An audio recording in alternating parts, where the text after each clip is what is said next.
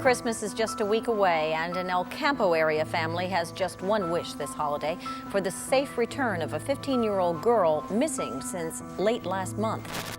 Rosemary Diaz went missing just before Thanksgiving 1990. This is the first Christmas that it's not going to be a Christmas for us.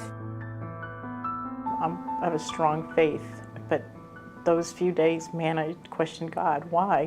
Why can't you give me some answers?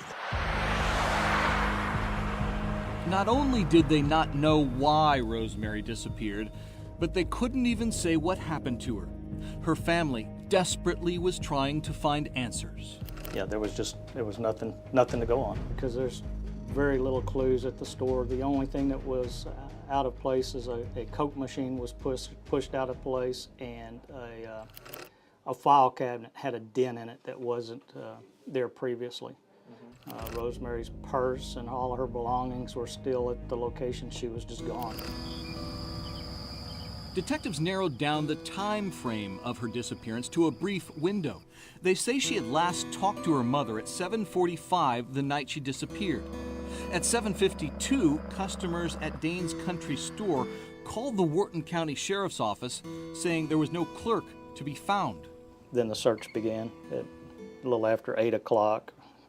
That's when the first deputies arrived on scene. So sometime between the time she talked to her mother at 7:45 and 7:52 is when she disappeared. Remember, this was a time before cameras were everywhere, before Amber Alerts. The case grew cold. For almost 25 years, there were just no answers. And she messaged me and said, "I have information on Rosemary Diaz. Can you please contact me?" Then, a possible lead. Melissa Gonzalez says the tipster contacted her through Facebook. How did she know to contact you about Rosemary Diaz? Well, that on her remembrance thing, I shared it, and in the comments, I put that she was my mom's cousin. This is the original message. When we met with Melissa and her mother, they showed us the messages. I messaged her twice. These are the messages, cryptic at first. Things like, "Can you please contact me? I have info on Rosemary." And, "It's not very promising, but the family can get closure." When she contacted you, what did you think at first? At first, I was like, is she lying? You know what? Why contact me? She knew she had to find out what this person knew. At first, I didn't believe her, neither did my mom. And she showed me, I said, "Who is that?" She says, "I don't know." I started talking to her more, and she kept being persistent of me calling her or meeting up with her. She kept on dodging the bullet. We kept on asking her, where was Rosemary Diaz at? Was she alive? And she kept on avoiding that question for a while. Florinda Gonzalez knew they had to help if this person was for real. She remembers Rosemary and knows just how much her disappearance impacted the family. Devastated. Devastated. How do I put it? It made my stomach turn. It made me want to throw up. They could not fathom that someone knew something all these years and kept quiet. Sad. Angry. At the same time. How can you live with yourself, keeping it a secret? Like, don't you feel bad? Like, what's wrong with you?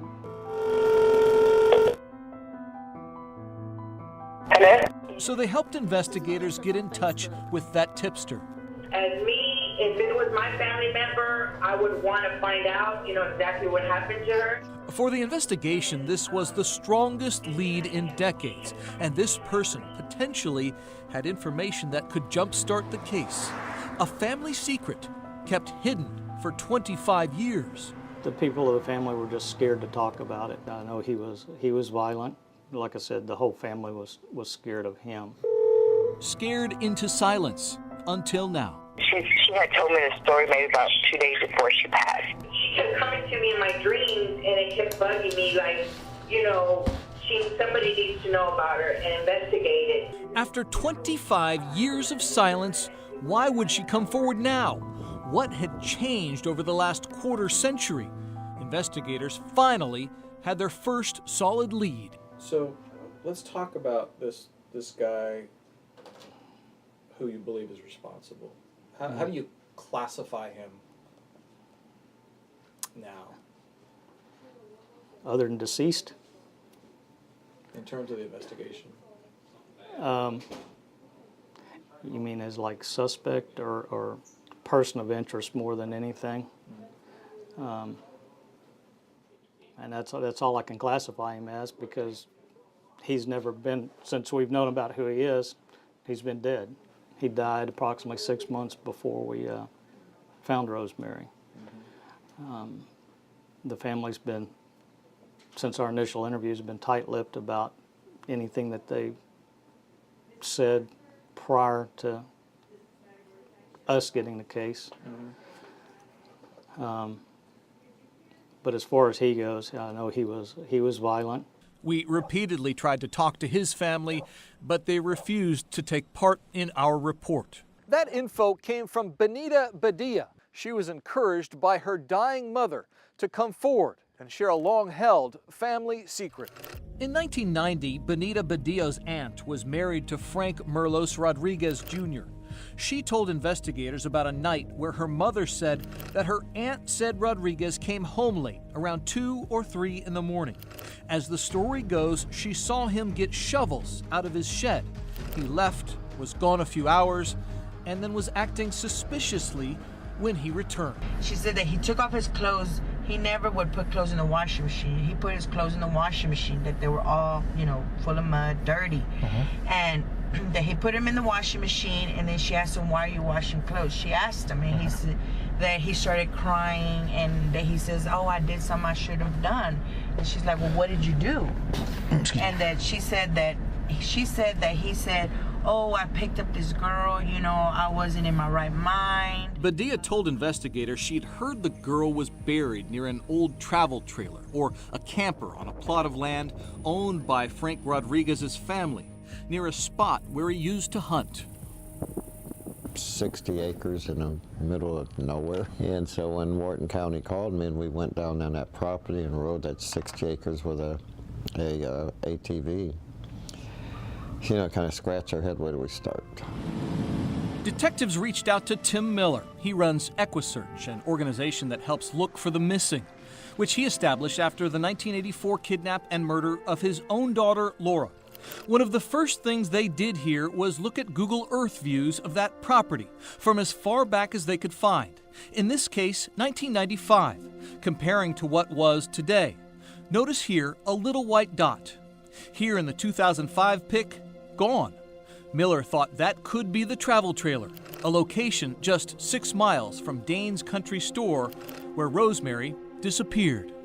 Literally, there's some force inside of me. It could be Laura's spirit. She's guided me a lot in this.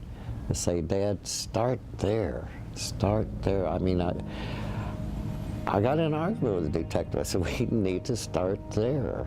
And I can't say what it was. Something led me there. So they began to dig. Third scoop with a backhoe. We got something. 25 years to the day since she disappeared. Of course, they couldn't be sure at first. Miller says the grave was shallow, with not only the camper, but cement blocks and railroad ties placed over it. The entire stack then burned. And then one of our guys was still sifting through stuff, and I'll never forget, he said, "Man, look what I got this ring." Investigators found this gold and amethyst ring among the remains. Part of me didn't want to identify it, but I'm pretty certain that it was hers. Eventually, her family confirmed it was the ring given to Rosemary for her quinceañera.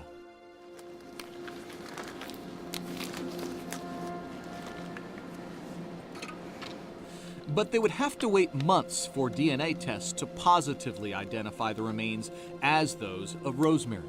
I feel like she was so close to us and we never knew, and it just breaks our heart that no one has, said anything all those years. With the person of interest dead, would anyone ever face charges related to Rosemary's disappearance and death?